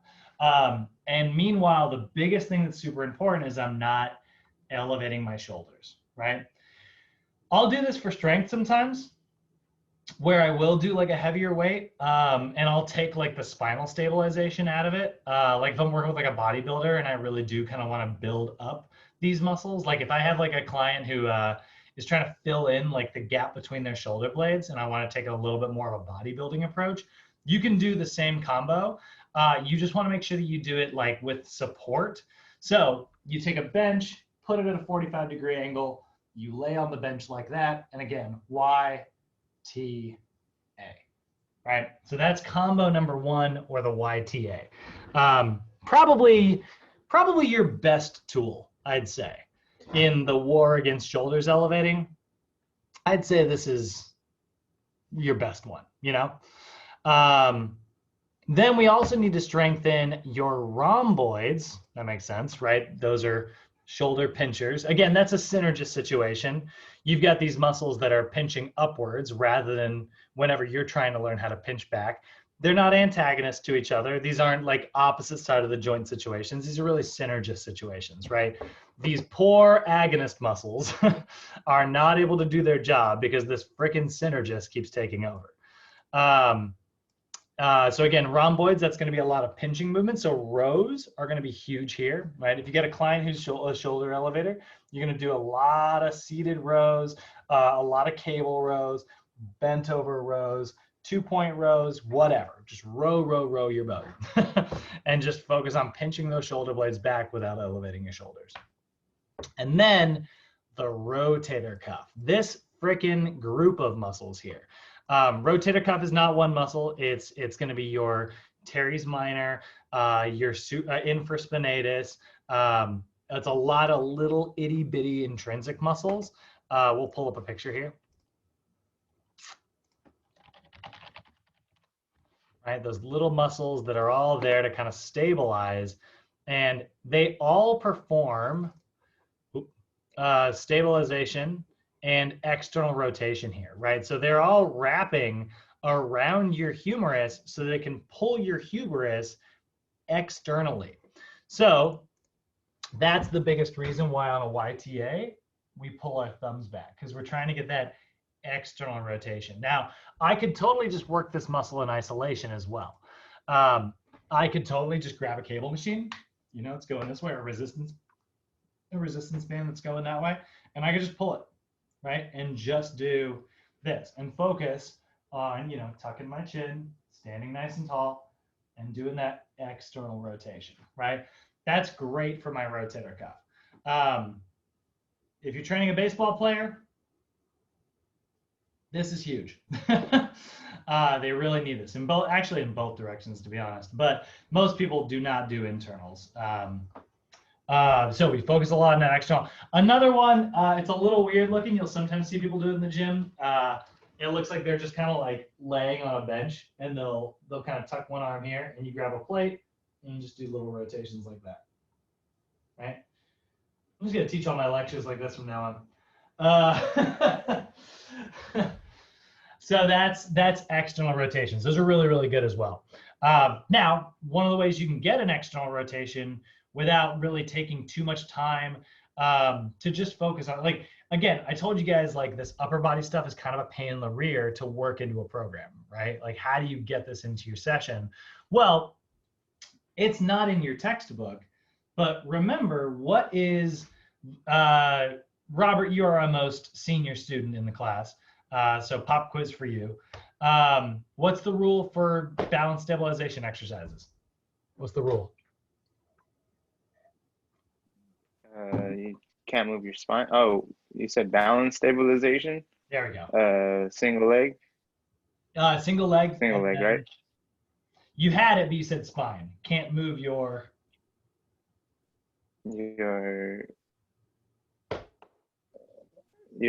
balance leg. There we go. Yep. Oh, can't move your balance. Your balance. Right? Yeah.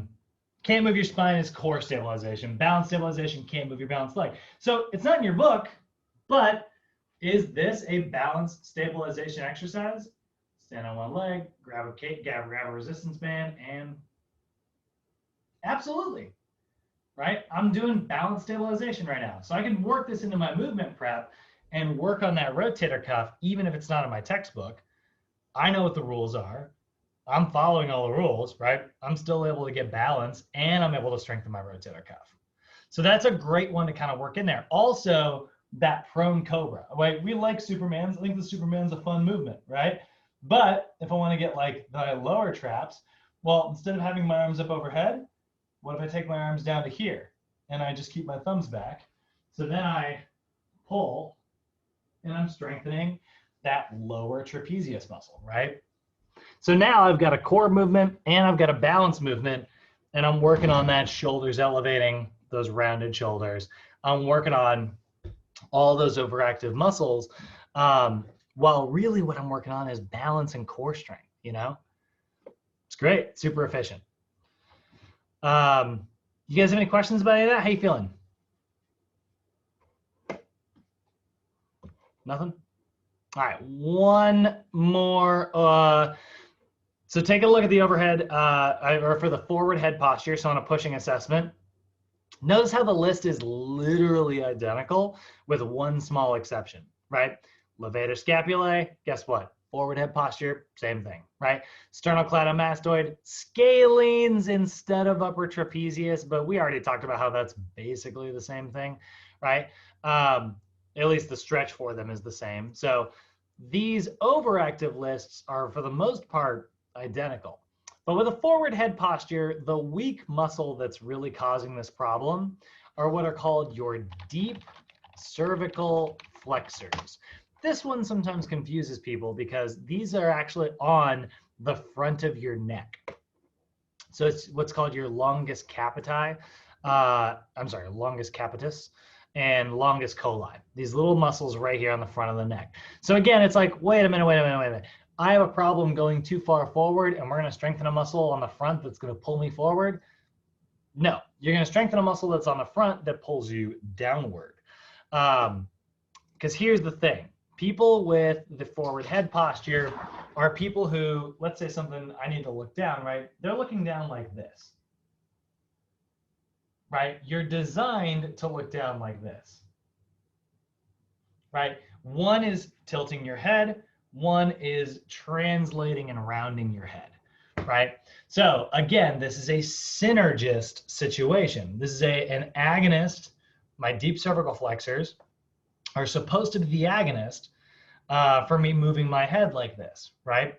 But instead, my synergist muscles, the sternocleidomastoid primarily, is taking over and doing all this work for me. So how do you strengthen your deep cervical flexors? Well, it's not fun.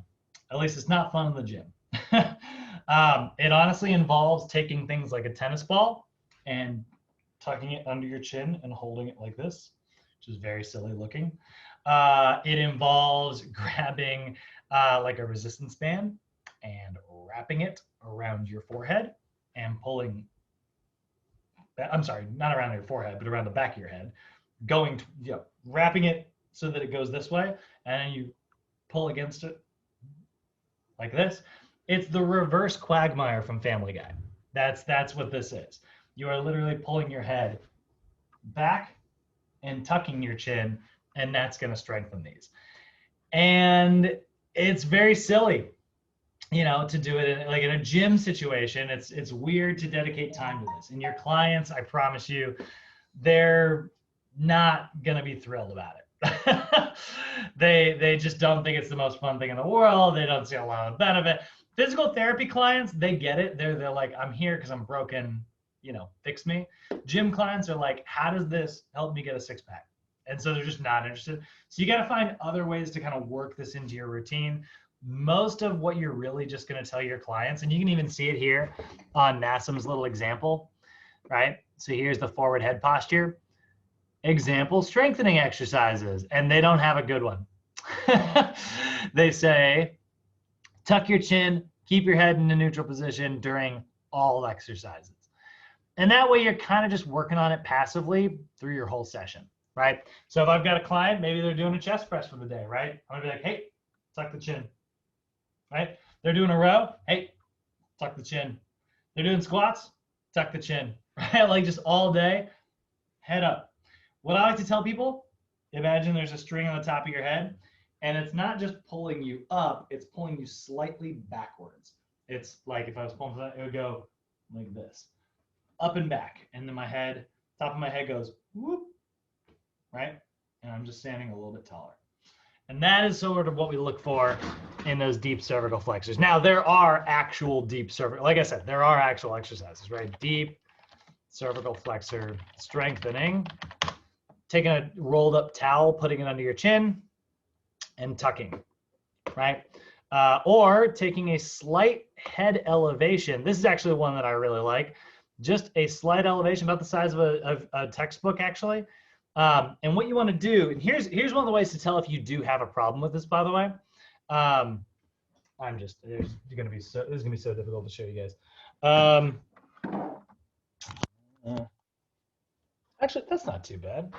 Okay, so I'm gonna lay down here, and I'm gonna lose the hat so it's a little easier to see. If I lay down, and I'm just gonna naturally lay down. So I'm up, and I'm just gonna lay down naturally. Now, do you guys see how my eye line is just slightly going back here? Like if I'm pointing straight up, or if I'm just following my eyes, I'm about here. That's not terrible, right? It's not too far behind me. Sometimes you'll see people who lay like this. They'll be like way back here, and this is like a natural position for them. You'll notice that actually even just doing that rounded my shoulders a little bit. So what we want to do is we just elevate our client's head ever so slightly. You tell them, I want you to lift your head up, tuck your chin, and lay your head back down. And now suddenly my eye line is 90 degrees. If your client is like, oh, that's putting too much stress on my neck, a book right behind the back of the head, lift, tuck, lay. And you can spend, I've actually instructed my clients who have really severe like neck pain. I'll be like, hey, I want you to do this 5 minutes a day. I want you to start out, just start your day. Take 5 minutes, lay down like that, relax, meditate, do whatever you got to do. And that's just going to get you back and used to that neutral position. There's actually a school of posture technique called the Alexander technique. And they'll have people, I took a class on it. It was a nightmare. I hated it.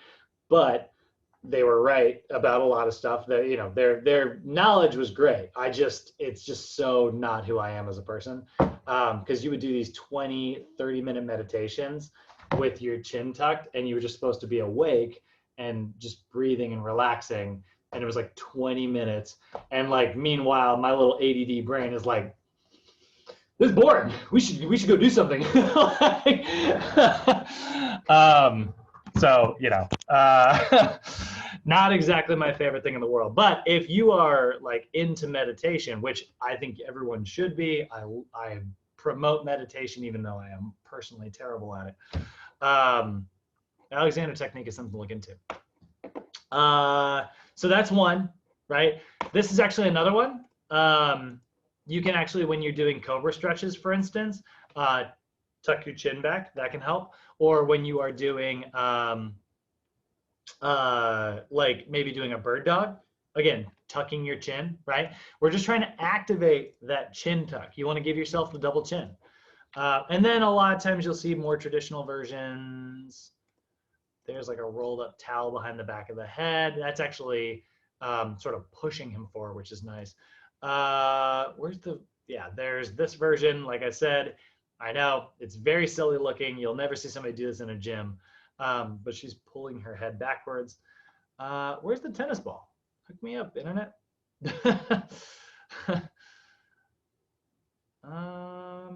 Seriously? This is crazy. I mean, like, seriously, the tennis ball technique is a classic. I can't believe I don't instantly see 10 examples. Oh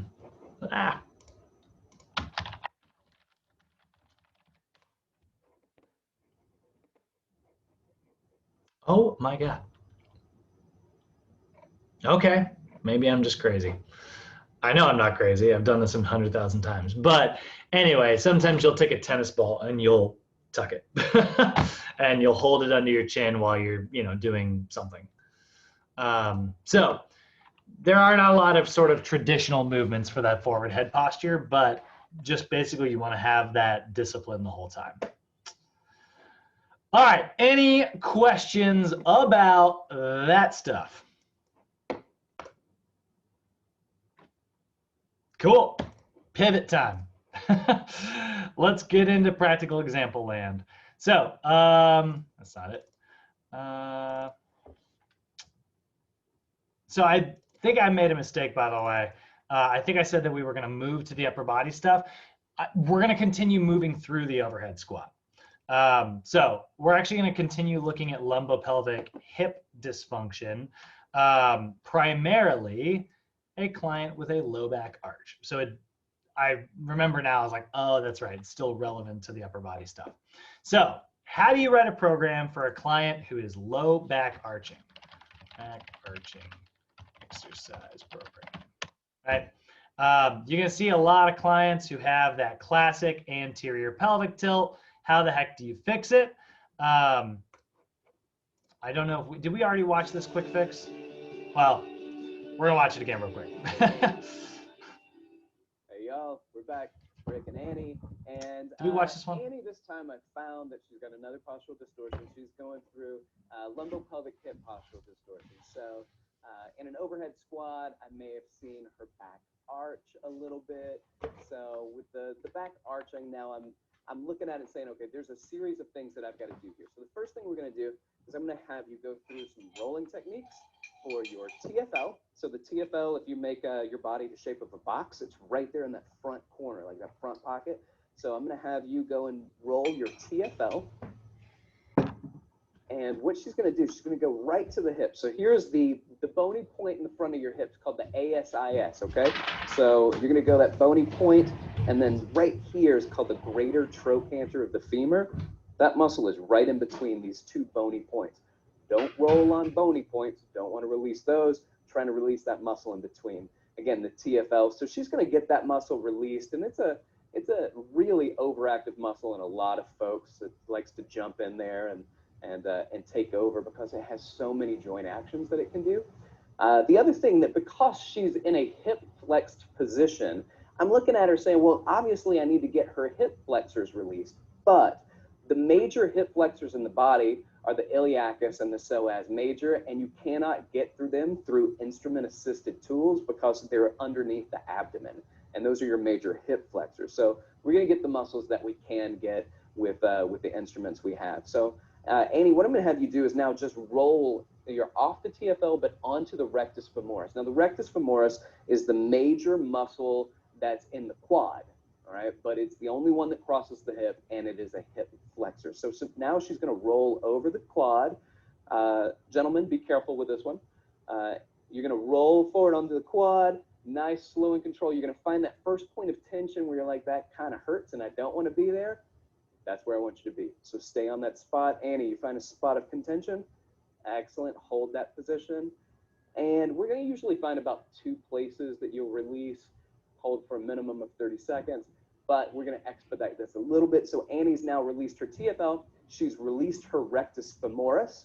So now we're gonna move on into, after we've isolated this and we've released it with pressure, now we're going to lengthen it. So Annie, let me have you go into a stretching exercise. So we're now actually gonna stretch her iliacus and her psoas. So she's gonna go into a kneeling hip flexor stretch, and from the front with her, and I'm gonna show you from the side what's going on. All she's doing is she's gonna stand upright, and she's gonna go into what's called a posterior tilt. Tuck, right? So if she's already in an anterior tilt, then part of the stretching is to do the opposite of that. What you can even do is have the client squeeze the glute a little bit, get some active stretch there. You can feel a stretch right here on the front of the hip. And then you see people doing these stretches where they take the arm up, they lean to the side, and they rotate. You can do that, and that's fine if you can do that. But right now, we're just going to keep it pretty simple, and we're going to go into this stretch just in the sagittal plane. We're not going to add the frontal plane or the transverse plane. So let's assume that we've gotten a good release from Annie here. So Annie's gotten the release. Let's go into some activations. So what muscles do I need to activate if I've got a client whose back arches, and I see the back arch in an overhead squat assessment? So I'm going to go, first of all, glute activation. Secondly, core activation. So Annie, come on down. I'm going to have her go into some bridges. And bridge is a great exercise for 2 reasons. The bridge is going to be great for hip extension, get the glutes to fire. But secondly, what we're going to do is we're going to get an active stretch for the hip flexors. So we're activating the opposing muscle, and the muscle that's giving us issues is getting some more stretch to it. So Annie, belly button in. She's going to go in a neutral position. You guys can cue like this. I want you to arch your back, so stick your butt out, tuck all the way underneath, and go right to the middle. Stay right there. Do not move from that position. Belly button in. Go ahead and squeeze your glutes before you lift and drive up. So I'm going to get her to squeeze, like she's coming up from the hips. Be careful that they're not arching their back, because some clients will try to show you, look, I'm giving you what you want by coming up higher. That's not what I want. All right, so neutral position. And then when she lowers down, I want her just to lower from that hinge in the hip. All right, so it's only hip. Go ahead and lift back up. She's going to squeeze the glutes tight. She might even get a little stretch on the front of the hips. Now, some people do this. They roll the spine down. Annie, can you show us rolling down, like you drop from here and then you just kind of roll down? That is not a wrong exercise. But again, we're looking for spinal stabilization. And if the spine's moving, it's not stabilizing. So come back up. I want her to be strong in hip extension without the core movement. So think about, we're prepping her to do squats. I don't want to practice spinal rolling up and down. I only want hip movement with strong core. So go ahead and drop from the hips again. And then one more time, squeeze in the backside, drive up and hold it right there. Do you feel a little bit of stretch on the front of the hips? That's absolutely cool. And one of the things you're going to get is you should ask your clients, do you feel it in your glutes? And you need to make sure that your clients know what muscle their glutes are, right? So Annie, touch where you feel this on you. Glutes, right? So if she feels it here in her hamstrings, I'm going to have her move her feet towards her butt a little bit more. Once she does that, she can probably drive from the hips more, and it'll take out that hamstring overactivation. I don't mind if you feel it in your hamstrings. What I do mind is that you feel it in your hamstrings more than you feel it in your backside. That's called synergistic dominance. We got to cut that out. All right, so Annie, go ahead and lower back down. Perfect. So we've done posterior activation. So if you flip over, we're going to do a few planks. So she's going to go into a plank position. And in this plank, we're only going to do 3 just to show you what we're doing. Feet are hip width apart. Belly button's going to be drawn in. And Annie, I want you to lift up. I want you to squeeze your glutes tight. I want you to lock out your quads. Let's make it harder. I want you to drive your toes down into the floor, suck in your belly button, and drop down to the knees. Relax. We're going to do 2 more of those. Go ahead and lift back up. Everything together, nice and strong. Abs, glutes, quads, calves, everything's fired. Plank is in reference to a plank of wood, not the soggy spaghetti noodle planks that I've seen people do. We're trying to be locked out and strong. So Annie, drop down, do 1 more super strong. Abs, glutes, quads, calves, super tight. Squeeze, squeeze, squeeze. Nice. Go ahead and drop down. And let's get an integrated exercise in. So Annie is now going to practice in this integrated exercise, activation of the glutes and activation at the core at the same time. So go ahead and take this handle, step forward. I'm going to have Annie do a reverse lunge to balance. So she's going to really work on squeezing the glutes, and then she's going to do a chest press. As she does a chest press, she's got to stabilize her core. So now we got her backside and her front side working concurrently. So Annie, go ahead, reverse lunge, that's it, and drive forward, squeeze this glute and press forward for her abdominal activation. Go ahead, reverse lunge. I'm gonna be out of the way this time. Squeezing from the backside, driving forward, so this backside is firing. Abs are firing super tight. 1 more time, last one. Go ahead and drive up, squeezing the glutes, keeping the abs tight. Perfect. You see she put her foot down? I'd much rather people put their foot down than hop around like a maniac. So put your foot down, get your balance again, and stabilize. It was really good. Go ahead and let's take a break. Guys, this is a nice little exercise. Lumbopelvic hip dysfunction. If in an overhead squat, you can arch. We're going to release muscles like the TFL, the rectus femoris. We're going to stretch out the psoas. We're going to activate the glutes. We're going to activate the front of the body, so the abdominals, like the transverse abdominis, stabilize from the front. And then we're going to do an integrated exercise like a squat to press or a lunge to press, where she's activating both the glutes and the abs in one exercise. So thanks so much for watching. If you guys have questions, let us know. I'm Rick. This is Annie. Glad you watched. Okay. So we built our own program, somewhat similar to that. But we're going to look at a slightly different, that is a very traditional like corrective exercise program. You'll notice that like he was going like step by step by step. He was like, we're going to inhibit, we're going to lengthen, we're going to activate, we're going to integrate.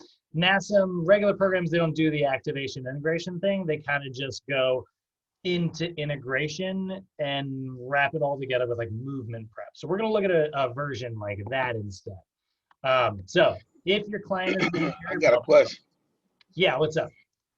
I like the way they had that team exercise gig where they work together as a team. It makes it more efficient, right? If you work together, right?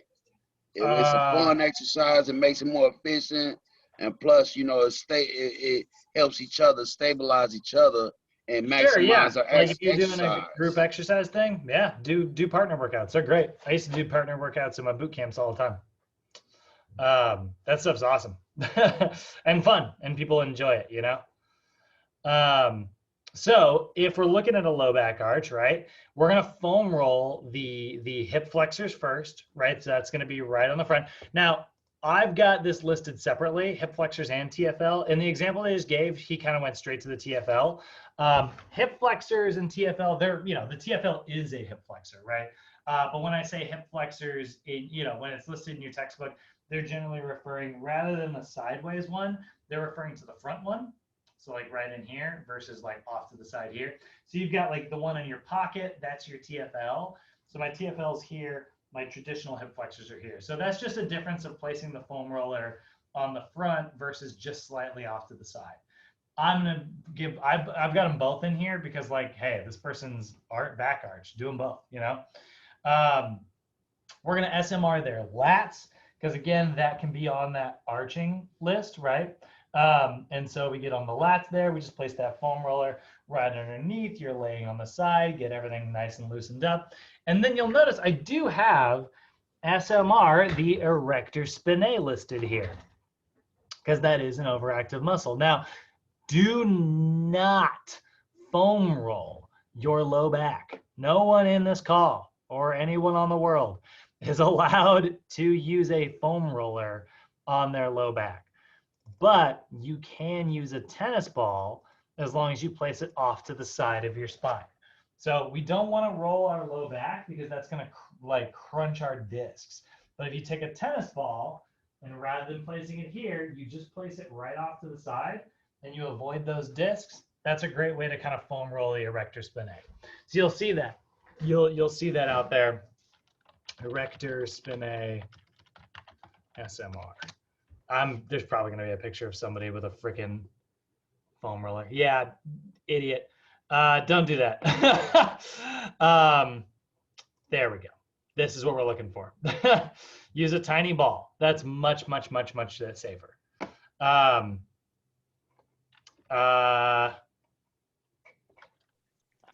got this right here, Brad. It's called a PSO, right? Yeah. And then these are like for those right there too. That's awesome because you can get on your hips with those, right?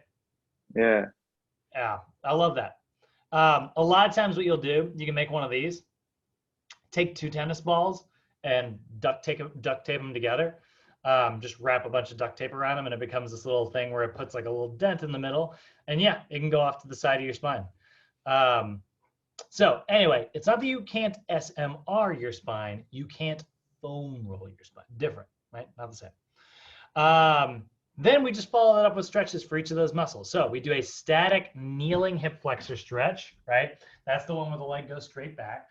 We do a static standing TFL stretch. That's the one where you're standing and you reach with the arm. We do the ball lat stretch. We'd have the stability ball there. And we would stretch that. Again, that little spinal arch, that'll give you a little bit of a deeper stretch. And then a static supine erector spinae stretch. So this is, that's another one where I need to, this is, you're gonna stretch one leg out away. You're gonna stretch your other leg up and over. I need to be on the carpet. And then what you're gonna do is you're gonna thread your, I've got my left leg tucked over my right. I'm gonna thread my right arm through and I'm gonna twist. And that's the erector spinae stretch there, okay? When I was in fifth grade, I had a gym teacher named Mr. Babbitt. And he called that the Playboy stretch, which is a wildly inappropriate thing to say to fifth graders. So that's going to stretch out all of those overactive muscles. And then we need to turn on through movement prep. We're going to do 2 core moves, 1 balance, and 1 reactive. The floor bridge, just like we saw in the video, so you can do that hip thrust, right? Just bridging straight up, turning those glutes on. Prone iso abs, just like we saw in the video, right? Both of those are our core stabilization exercises, right? They're both focused on strengthening these underactive muscles, the glutes and the transverse abdominis, but they are focused primarily on stabilizing the spine. Now we chose the single leg lift and chop as our balance exercise. That is where you stand on one leg, like so.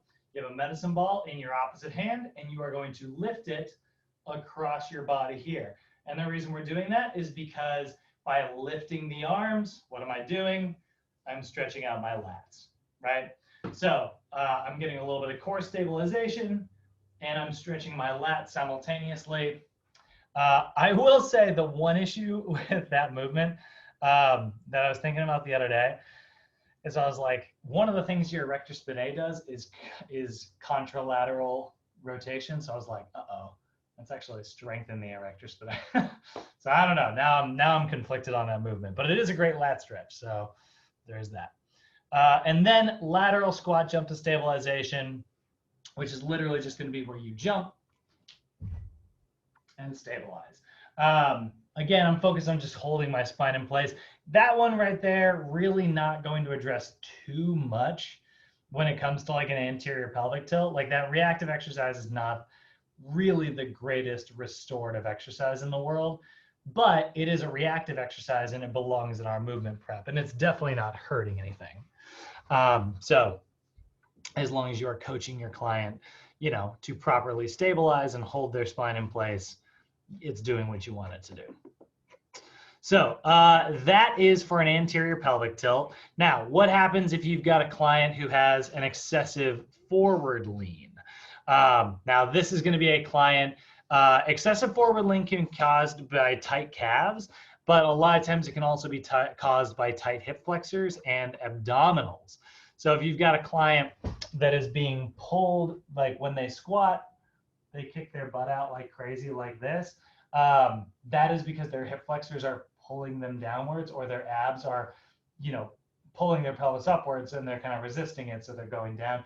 So you'll see people who squat kind of like this, right?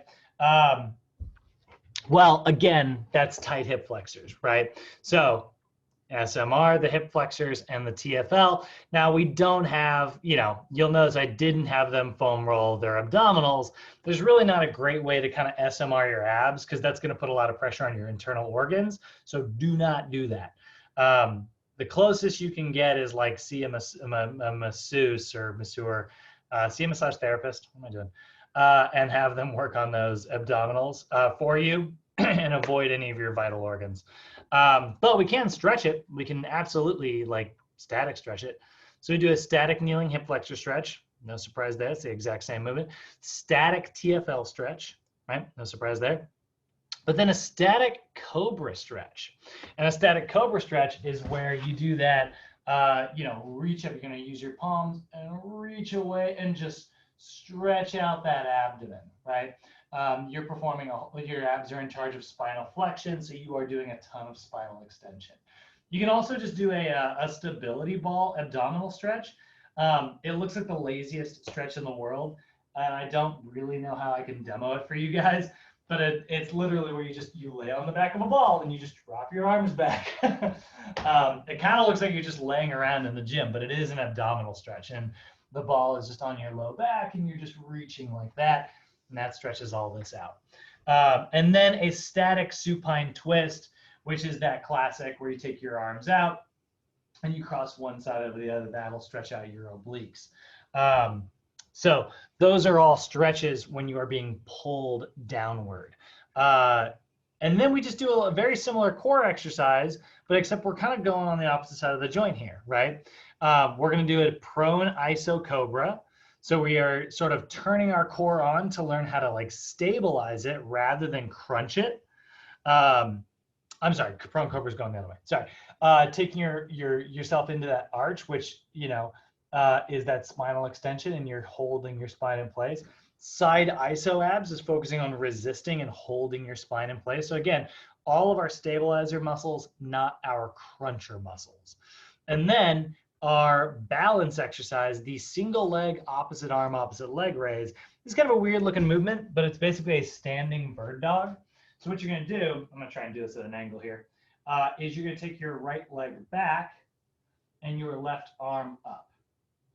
Other hand stays on your hip. And so you just kind of go like this and then back. And you go like this and then back.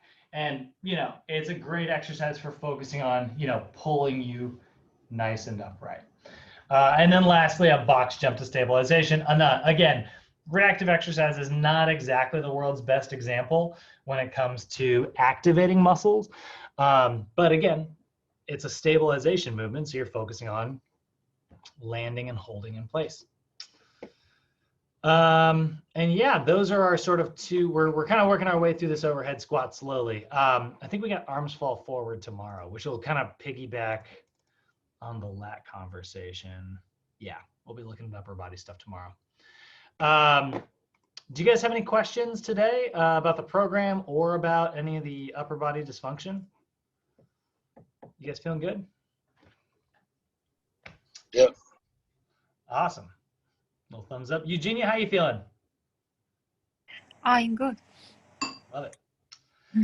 All right, guys. Then get out of here. Get out of my house. Nobody's in my house. All right. So no homework today. If you haven't finished your homework, though, please knock that out. We are already, this class, we've got homework 1, 2, midterm, and we just sent out homework 3 on Friday. So we got homework 4 going out tomorrow. That'll be your last piece of homework in this class. Then we'll have our final on Thursday, where we'll be meeting in the park again. So that's what your week looks like. And yeah, I will see you guys tomorrow morning.